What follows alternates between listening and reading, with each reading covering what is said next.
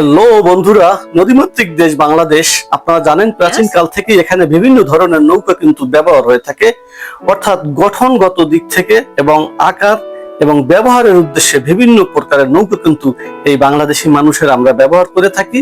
এর মধ্যে ডিঙি নৌকা আছে, ডিঙি নৌকা আকারে ছোট হয়। বজ্রা নৌকা আছে, বজ্রা নৌকা একটু বড় আকারের হয়, ভ্রমণের উদ্দেশ্যে ব্যবহার করা হয়। ময়ূরপঙ্খী নৌকা যেগুলি, এগুলি শৌখিন ভাবে ব্যবহার করা হতো আগে, এখন যেহেতু নেই। পানসি নৌকা, এটি এক ধরনের পাল তোলা নৌকা, পরিবহন করা যায়। কোষা নৌকা, তারপরে আপনার সাম্পান, এরপরে পাতাম নৌকা, বাইচের নৌকা, শ্যালো নৌকা, বিভিন্ন ধরনের অঞ্চল ভেদে নৌকাগুলি ব্যবহার করা হয়। সাম্পান নৌকাগুলি মূলত সাগরে ব্যবহার করা হয়।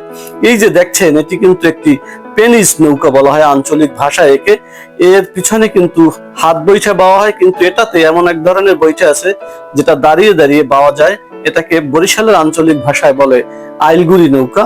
এটি আমরা ছোটবেলায় চালিয়েছি, একেবারেই ভালো লাগছে। এটা দেখে আপনাদেরকে দেখিয়ে দিলাম। এ হলো আমাদের গ্রাম বাংলার চিত্র। এছাড়াও আরো অনেক নৌকা কিন্তু ব্যবহার